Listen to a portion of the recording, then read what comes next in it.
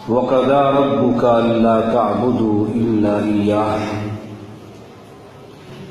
آپ کے رب نے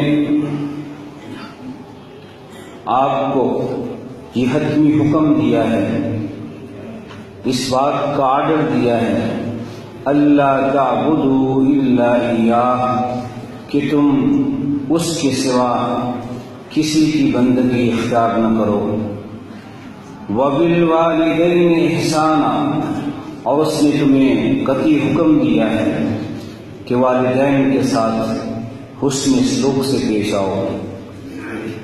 اما یبلغن عندک الکبر احدہما او کلاہما، اگر آپ کی زندگی میں آپ کے والدین میں سے دونوں یا کوئی ایک بڑھاپے کی زندگی کو پہنچ جائیں، فلا تقل لہما اف، تو انہیں کلمہ اف بھی نہیں کہنا، ان سے ایسا رویہ اختیار نہیں کرنا کہ ان کی زبان پہ کلمہ افسوس بھی آ جائے۔ ولا تنہرہما، اور ان کے ساتھ سخت انداز میں سخت رویے میں بات نہیں کرنی۔ وقل لہما قولا کریما، اور ہمیشہ ان کے ساتھ عزت و احترام کے ساتھ بات کرنی ہے۔ واخفض لہما جناح الذل من الرحمہ، اور ہمیشہ ان کے سامنے ان کے لیے دست شفقت دراز رکھنا ہے۔ وقل رب ارحمہما کما ربیانی صغیرا، اور ہمیشہ ان کے لیے دعا کرنی ہے، کیا میرے مالک، جس طرح میرے ماں باپ نے مجھے بچپن میں پالا، میری تربیت کی، تو بھی ان پر رحم فرما۔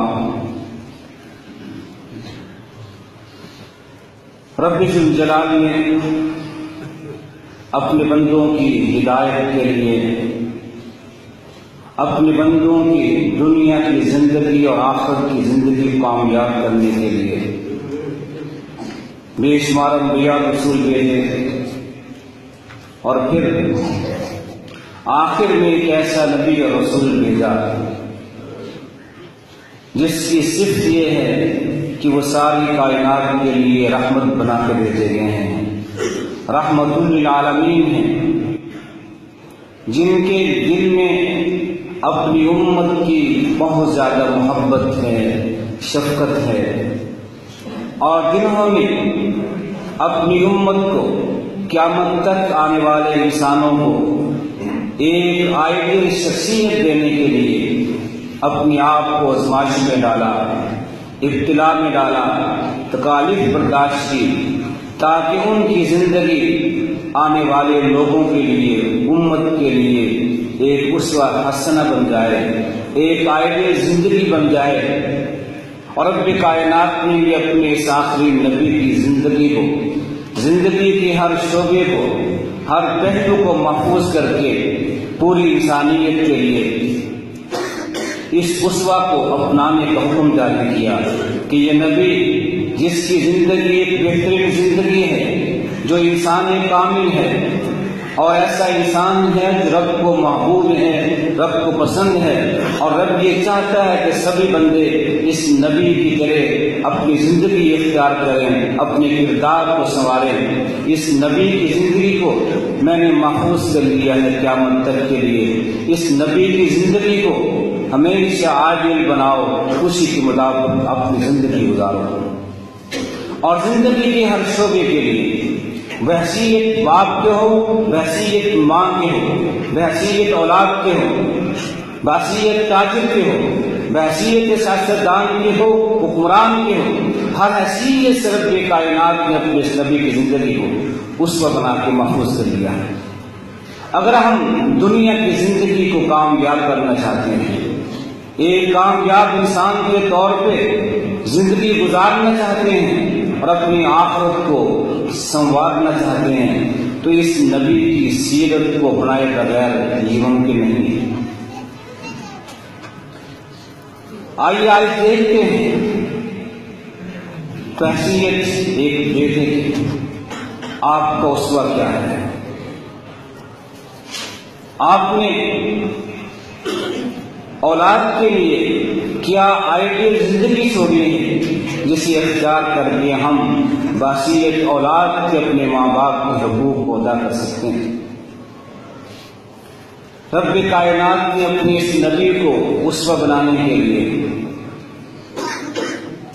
آغاز ہی سے اسے ابتلا میں مشکلات میں ڈالا تاکہ اس نبی کو احساس ہو کہ ماں باپ کیا ہوتے ہیں۔ جن کے ماں باپ ہیں انہیں ماں باپ کی زندگی میں ان کی قدر کا احساس نہیں ہوتا، جنہیں ماں کی آغوش محبت ملی ہے، جنہیں باپ کا صاحبان ملا ہے، ان کی زندگی میں اولاد کو احساس نہیں ہوتا کہ کتنی بڑی نعمت ہے۔ یہ احساس ان کو ہوتا ہے جن کے ماں باپ بچپن ہی میں اسے چھوڑ جائیں، اسے معلوم ہوتا ہے کہ یتیمی کیا ہوتی ہے، ماں کی آغوش محبت کیا ہوتی ہے، باپ کیسا صاحبان ہے، انہیں احساس ہوتا ہے کہ ماں باپ کی قدر کیا ہے۔ رب ذوالجلال نے اپنے اس آخری نبی کو اسوہ بنانا تھا پوری انسانیت کے لیے، تو اس نبی کو باپ کی فطری محبت سے محروم کر دیا۔ نہ یہ اپنے باپ کو دیکھ سکے، نہ ان کا باپ انہیں دیکھ سکا کہ میرا بیٹا کیسا ہے۔ یہ آزمائش تھی، امتحان تھا، ابتلا تھی کہ اس نبی کو دیگر پوری انسانیت کے لیے اسوہ بنانا ہے، اسے احساس ہو کہ باپ کیا ہوتا ہے، باپ کا مقام کیا ہے، باپ کی قدر کیا ہے، اور جن کا باپ نہیں ہوتا ان کا معاشرے میں کیا مقام ہوتا ہے، اس کی کتنی عزت ہوتی ہے، اسے کس نگاہ سے دیکھا جاتا ہے۔ ماں کی آغوش محبت ملی، لیکن 6 سال کی عمر جس میں بچہ سن شعور کو نہیں پہنچتا، رب کائنات نے یہ ماں کی آغوش محبت بھی سن لی۔ دادے نے ماں باپ کی محبت دینا چاہیے، لیکن 2 سال سے زیادہ نہ دے سکے۔ اس لیے رب کائنات کا یہ امتحان تھا کہ اس نبی کو یہ دنیا کے سارے سہارے، ماں باپ کا سہارا ہے، دادے کا سہارا ہے، ان سب کو چھین کر اس کی تربیت کی جائے، اسے احساس ہو جائے کہ ماں باپ کا مقام کیا ہے، تاکہ کل جب اس نے معاشرے کی تشکیل کرنی ہے، اسلامی معاشرے کی تشکیل کرنی ہے، اسے احساس ہو جن بچوں کا حیثیت کیا ہوتی ہے، اسے احساس ہو کہ جس کی ماں نہیں ہوتی، جس کا باپ نہیں ہوتا، اس کے احساسات ہوتے ہیں، تاکہ امت کی صحت رہنمائی کر سکے۔ رب کائنات کی یہ فیصلے جیسے، اور جب آپ رب کائنات نے نبوت عطا کی تو یہ ساری احساسات جو بچپن میں آپ کو تھے ختم نہیں ہوئے۔ آپ نے یاد رکھا کہ ماں باپ کی کیا قدر ہے، ان کے کیا مقام ہے، اور ان کے ساتھ اولاد کا تعلق کیسا ہونا چاہیے۔ رب کائنات کی بھی شاعر نے فرمایا کہ پوری کائنات میں ایک انسان پہ سب سے بڑا حق اس کے خالق و مالک کا ہے۔ وَقَضَىٰ رَبُّكَ أَلَّا تَعْبُدُوا إِلَّا إِيَّاهُ، رب نے حکم دیا ہے کہ اس رب کے سوا کسی اور کی بندگی اختیار نہیں کرنی ہے۔ عبادت اور بندگی صرف ایک اللہ کی ہے۔ اس کے بعد پوری کائنات میں، پوری انسانیت میں ایک انسان کا سب سے زیادہ قریبی تعلق اس کے ماں باپ کے ساتھ ہوتا ہے۔ رب کے ساتھ تعلق ہے، رب کی مخلوق ہے، رب اس کے لیے ہر چیز سے خزانے کھولتا ہے، اس سے اپنی رحمت نازل کرتا ہے، برکات نازل کرتا ہے، اور ماں باپ کی خدمت کر کے یہ انسان دنیا میں عزت پاتا ہے، ماں باپ کی دعائیں پاتا ہے، رب کی برکات کو حاصل کرتا ہے۔ اس لیے پوری نوع انسانی میں ایک انسان کے سب سے زیادہ حسن سلوک کے حقدار کوئی ہیں تو اس کے ماں باپ، اور رب کائنات نے اس میں ہمیں درس بھی دیا کہ جس طرح تمہارے ماں باپ، تمہاری ماں صرف ایک ہوگی، باپ بھی ایک ہوگا، تم دیکھتے ہو کہ ایک باپ اور ایک ماں ہے جس سے تم دنیا میں آئے، ایک ہی ماں ہوتی ہے، ایک ہی باپ ہوتا ہے، تو رب بھی ایک ہی ہوتا ہے، رب بھی ایک ہے۔ وَقَضَىٰ رَبُّكَ أَلَّا تَعْبُدُوا إِلَّا إِيَّاهُ، جس طرح تم یہ مان رہے ہو کہ ایک ہی ماں ہوتی ہے، ایک ہی باپ ہوتا ہے، کسی انسان کے دو باپ نہیں ہوتے، دو مائیں نہیں ہوتی، جب یہ تخلیق کا ذریعہ صرف ایک ہے تو خالق بھی ایک ہے، اس خالق کے سوا اور کوئی ذات نہیں جس نے تمہیں پیدا کیا ہے، جس نے تمہیں پیدا کیا ہے، اسی کا حق ہے کہ اس کے بندے بن جاؤ، اس کی اطاعت کرو، اس کی بندگی اختیار کرو۔ والدین رب کائنات نے توحید کا درس رکھا ہے، سمجھایا ہے کہ دیکھو تمہارے ماں باپ، تم مانتے ہو ایک ہی ماں ہوتی ہے، ایک ہی باپ ہوتا ہے، ان ماں باپ کے ساتھ تم دنیا میں وجود میں آئے، تو جس خالق نے تمہیں پیدا کیا ہے وہ بھی ایک ہے، اسے ایک مانو، ایک رب مانو، وہی تمہارا مالک ہے، وہی رازق ہے، اسی کی بندگی اختیار کرو، اسے چھوڑ کر کسی اور کے سامنے سر نہ جھکاؤ، وہی تمہارا خالق ہے، تمہاری روزی کا وہی ذمہ دار ہے، تمہاری عزت، تمہاری ذلت، تمہاری زندگی، تمہاری موت اس کے ہاتھ میں ہے، اس کے بن جاؤ، تم اس کے بن جاؤ گے، وہ تمہارا بن جائے گا، یہ دنیا آسان ہو جائے گی، آخری کامیاب ہو جائے گی۔ یہ تمہارے ماں باپ ہیں، ان کی خدمت کرو، حسن سلوک کرو، انہیں خوش رکھو، اور یاد رکھو کہ رب کی رضا ماں باپ کی رضا میں ہے، ماں باپ راضی ہوں گے رب بھی راضی ہوگا، اگر ماں باپ راض ہو جائیں رب بھی راض ہو جائے گا۔ آپ نے فرمایا عزت ربی فی رضا الوالد وسخط ربی فی سخط الوالد، کہ رب کی خوشنودی، رب کی رضا باپ کی رضا میں ہے، اگر باپ راضی ہے، باپ اولاد کے خوش ہے تو رب بھی خوش ہے، اگر باپ ناراض ہے تو رب بھی ناراض ہوگا۔ رب کی خوشی بھی ماں باپ کی خوشی میں ہے، ماں باپ خوش ہوں گے رب خوش ہو جائے گا، اگر ماں باپ کو ناراض کیا تو رب بھی، وہ خالق بھی ناراض ہو جائے گا۔ رب نے نہیں کہا کہ تمہارے ماں باپ مسلمان ہوں تو پھر یہ کرنا نہیں، تمہارے ماں باپ جیسے بھی ہیں، ان کی شکل تمہیں پسند نہیں، ان کا رہنا سہنا تمہیں پسند نہیں ہے، تم روشن خیال ہو، وہ پرانے زمانے کے ہیں، تم نے علم حاصل کر لیا، وہ جاہل ہیں، تم مسلمان ہو، وہ کافر ہیں، جو بھی ہیں تمہارے ماں باپ ہیں، تمہارے والدین ہیں، تمہاری تخلیق کا، تمہاری پیدائش کا، دنیا میں تمہارے آنے کا ذریعہ بنے، جیسے بھی ہیں تم نے انہیں اپنا ماں باپ ماننا ہوگا، انہیں ان کا مقام دینا ہوگا، ان کی حیثیت دینی ہوگی، ان کے ساتھ اس نے سلوک سے پیش آنا ہوگا۔ ایک ساتھ سے اللہ کے نبی، ماں باپ کا کیا مقام ہے؟ فرمایا ہما جنت کا ونار۔ تم پوچھتے ماں باپ کا کیا مقام ہے؟ وہ تمہاری جنت ہے، انہیں خوش رکھو گے، انہیں راضی رکھو گے، جنت میں جاؤ گے۔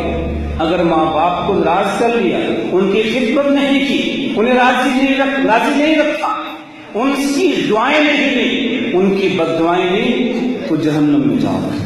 وہ تمہاری جنت ہے، تمہاری جہنم ہے، اس میں سلوک کے ذریعے جنت پالو گے، اور ماں باپ کو ناراض کر کے جہنم میں جاؤ گے۔ اب تمہاری مرضی ہے، جون تراثر بھی اختیار کرنا کر سکتے۔ ایک سال کہہ دیا ہے اللہ کے نبی، ای الاعمال احب الی اللہ، کون سا عمل رب کو سب سے زیادہ پسند ہے؟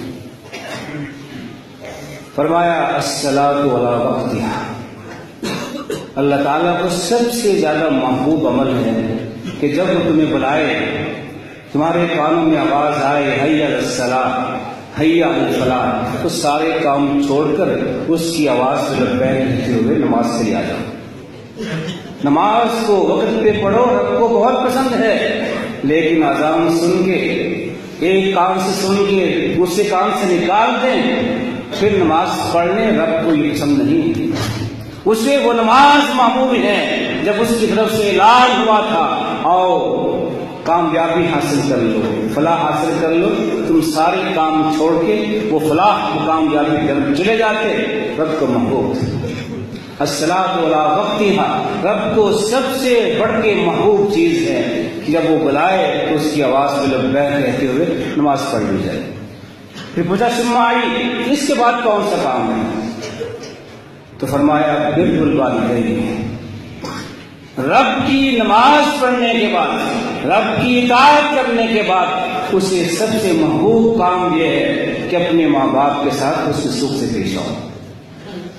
پوچھا ثم آئی، پھر اس کے بعد کہا جہاد فی سبیل اللہ، کہ ماں باپ کی خدمت کے بعد پھر جہاد کا درجہ ہے، جہاد کا بہت درجہ ہے۔ اسلام میں اس کا بڑا مقام ہے، بڑی حیثیت ہے، بڑا اجر ہے، لیکن ماں باپ کی خدمت یہ جہاد سے بھی اعلیٰ ہے، مقدم۔ ایک صحابی آتے ہیں اللہ کے نبی میں نے جہاد کرنا ہے، اجازت دے دیجیے۔ پوچھا تیرے ماں باپ ہیں؟ کہا جی میرے ماں باپ ہیں۔ کہا ففیہما فجاہد، جاؤ اپنے ماں باپ کی خدمت کرنے میں جہاد کرو، یہ پہلا جہاد ہے۔ اگر ماں باپ کو چھوڑ کے بڑھاپے کے عالم میں چھوڑ کے جہاد کرو گے، یہ جہاد نہیں ہے۔ جہاد کر کے رب کو راضی کرنا ہے تو جاؤ ماں باپ کے پاس رہو، ان کی خدمت کرو، اپنی ساری قوت صلاحیتیں صرف کر ڈالو اپنے ماں باپ کو راضی کرنے کے لیے۔ ایک اور صحابی آتے ہیں اللہ کے نبی، میں چاہتا ہوں کہ اپنے گھر بار کو چھوڑ کر مہاجر بن کے آپ کے پاس چلا ہوں۔ میں نے ایسا کر لیا ہے، اپنے گھر بار کو ماں باپ کو چھوڑ کر آپ کے پاس آ گیا ہوں، میں ہجرت کرنا چاہتا ہوں آپ کے ساتھ، جو ہجرت کا اجر ہے، جو ثواب ہے وہ لینا چاہتا ہوں۔ پوچھتے ہیں تیرے ماں باپ ہیں؟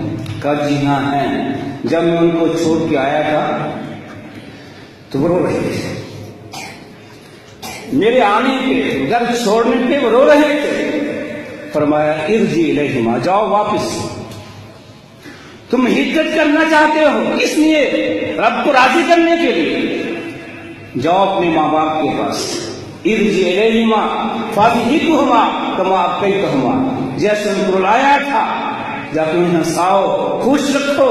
اگر تمہارے ماں باپ خوش رہیں گے رب خوش ہوگا، اگر ماں باپ کو رلا کے ہجرت کرو گے، جہاد کرو گے، رب قبول نہیں کرے گا۔ آپ نے یہ سمجھایا کہ رب کی بندگی کے بعد سب سے زیادہ اہمیت کا حامل عمل کوئی ہے تو ماں باپ کی خدمت ہے، ماں باپ کو راضی رکھنا ہے۔ ایک اور صحابی آتے ہیں معاویہ بن جاہم السلمی، کہتے ہیں اللہ کے نبی میں جہاد کرنا چاہتا ہوں۔ آپ نے کہا تیری والدہ زندہ ہے، اس کے پاس جاؤ خدمت کرو۔ پھر دوبارہ آ جاتا ہے، پھر یہی بات کرتا ہے کہ میں نے جہاد کرنا ہے، مجھے اجازت دے دیجیے۔ آپ نے پھر کہا کہ تیری ماں زندہ ہے، ماں کے پاس جاؤ خدمت کرو۔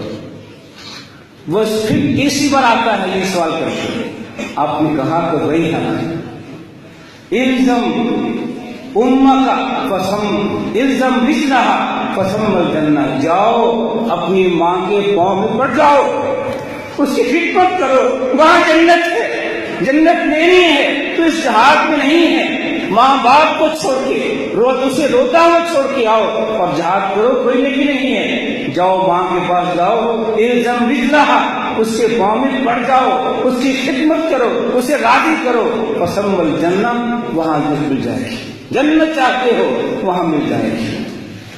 اس طرح آپ نے اپنے صحابہ کرام کو درس دیا، سمجھایا کہ ماں باپ کا مقام کیا ہے، ماں باپ کی حیثیت کیا ہے، اور ماں باپ کو خوش کیے بغیر تم جنت میں نہیں جا سکتے۔ آپ نے فرمایا ثلاث لا ينظر اللہ الیہم یوم القیامہ، 3 قسم کے لوگ ایسے ہیں رب کائنات قیامت کے دن ان پہ نظر کرم نہیں کریں گے، انہیں محبت کی نظر سے نہیں دیکھیں گے، دیکھیں گے تو غصے کے ساتھ دیکھیں گے۔ 3 آدمی ایسے ہیں، 3 قسم کے آدمی ایسے ہیں۔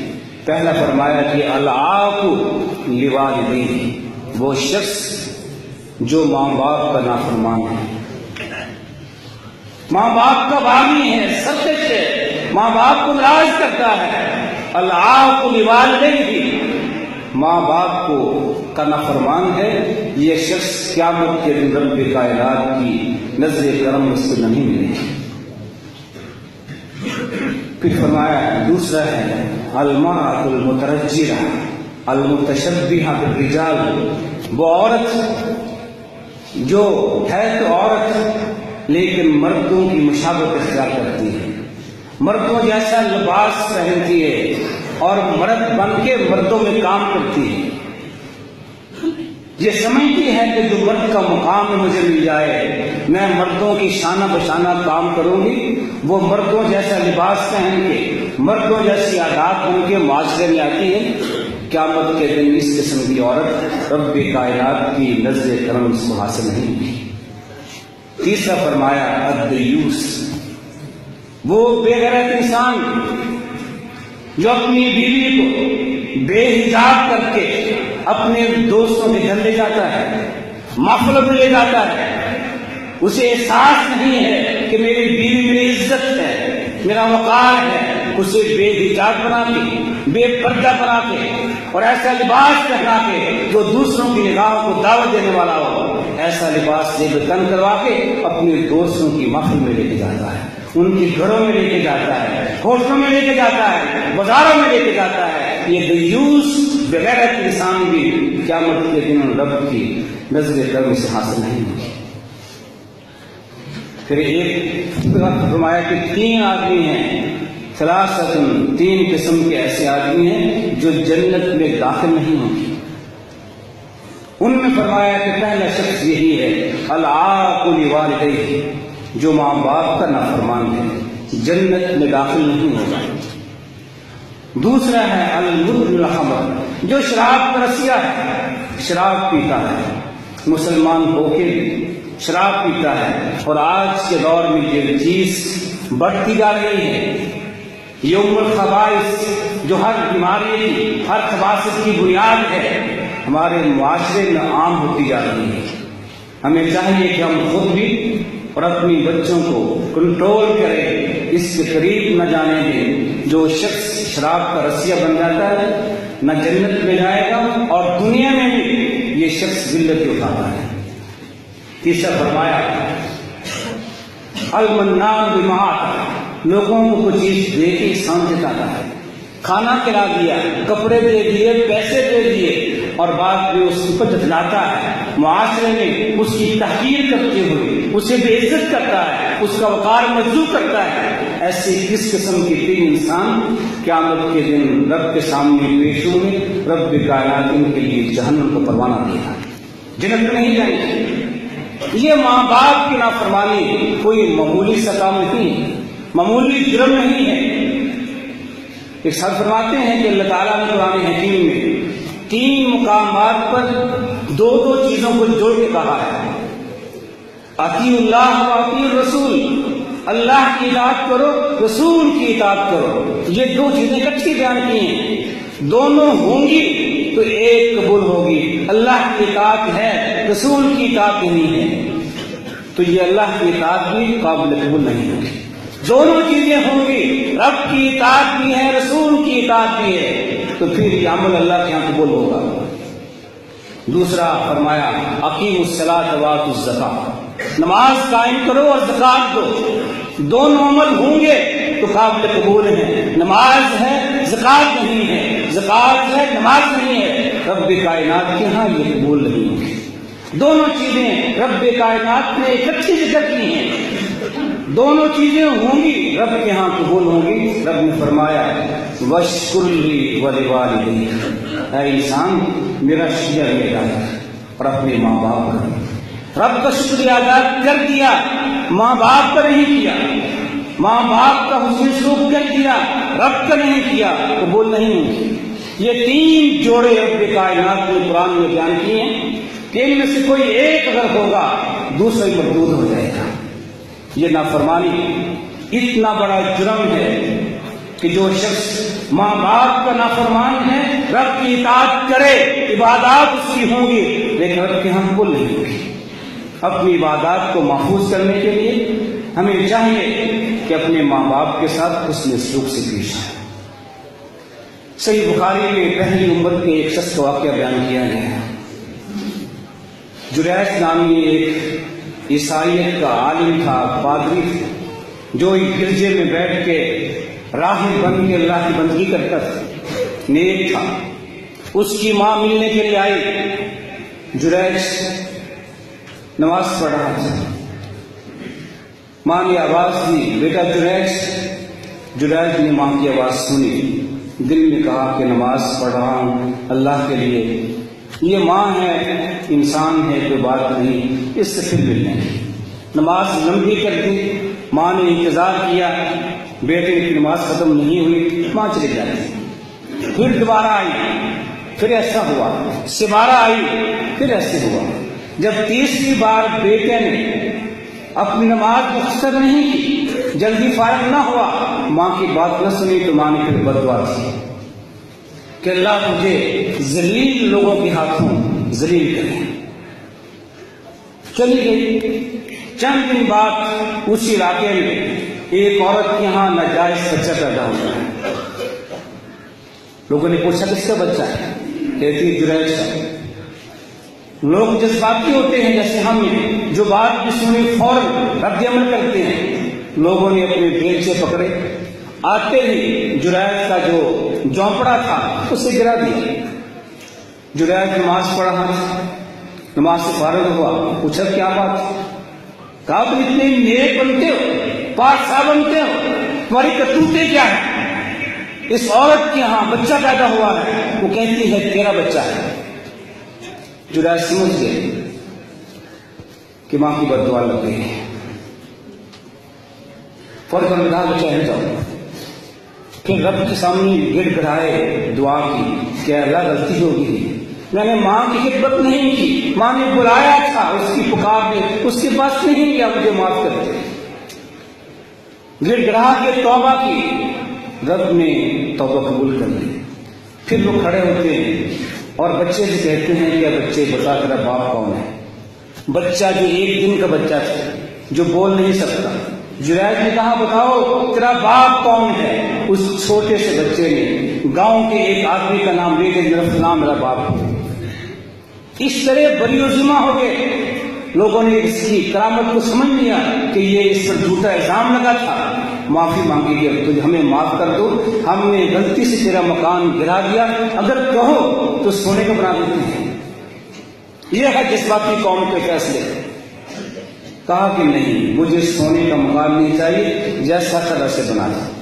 یہاں درس ہمیں دیا کہ ماں باپ کی بددعا تمہیں لگ سکتی ہے، تم بڑے پاکصابی ہو، بڑے نیک ہو، عالم فاضل ہو، لیکن ماں کی بددعا ایک ایسی چیز ہے جس سے تو بچ نہیں سکتے۔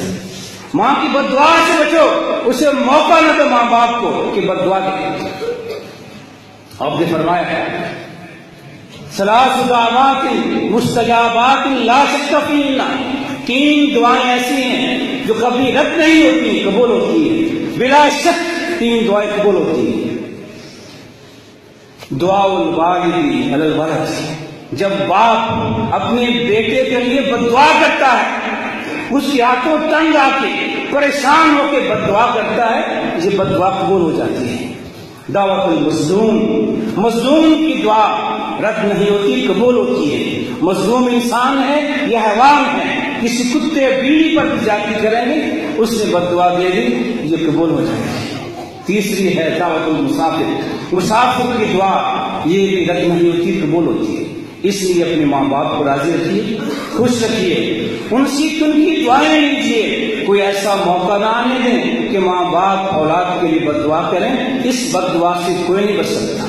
دعائیں لیجیے، ان کو خوش رکھیے، خدمت کیجیے، اپنی آواز پست رکھیے، ان سے نہ لڑیے، بدزبانی نہ کیجیے۔ یہ ہے اسوہ رسول جو آپ نے تعلیم دی، اور آپ کے حقیقی ماں باپ نہیں تھے لیکن آپ کی رضائی والدہ تھی۔ ام ایمن نے آپ کی دائی بن کے آپ کو پالا تھا، آپ نے ان کی خدمت کی، احترام کیا اور ان کی عزت کر کے وہ بتا دیا صحابہ کرام کو کہ ماں ماں ہوتی ہے، وہ جننے والی ماں بھی ہے لیکن وہ نہیں ہے جس ماں نے پالا ہے، دودھ پلایا ہے، تربیت کی ہے، اس سے وہی مقام دو جو اصل ماں کا مقام ہے۔ اس طرح آپ نے ایک بیٹے کی حیثیت سے بتا دیا بیٹے کی ذمہ داری کیا ہے، اولاد کی ذمہ داری کیا ہے۔ اگر ہم یہ چاہتے ہیں اچھے انسان بنے، دنیا ہماری اچھی ہو، آخرت کامیاب ہو جائے، تو پھر آپ کی سیرت کو اپنائیے، ویسے انسان بنیے جیسے آپ نے ہمیں بن کے دکھایا ہے۔ اولاد کی حیثیت سے ہو، ماں باپ کی حیثیت سے ہو، بہن بھائی کی حیثیت سے ہو، تاجر کی حیثیت سے ہو، جو بھی آپ کی حیثیتیں ہیں، رحمت کائنات نے اپنے اسوہ میں اس کو شامل کر دیا ہے۔ اللہ میں توفیق عطا فرمائے کہ ہم آپ کی سیرت کو پڑھیں، سمجھیں، اسے اختیار کریں۔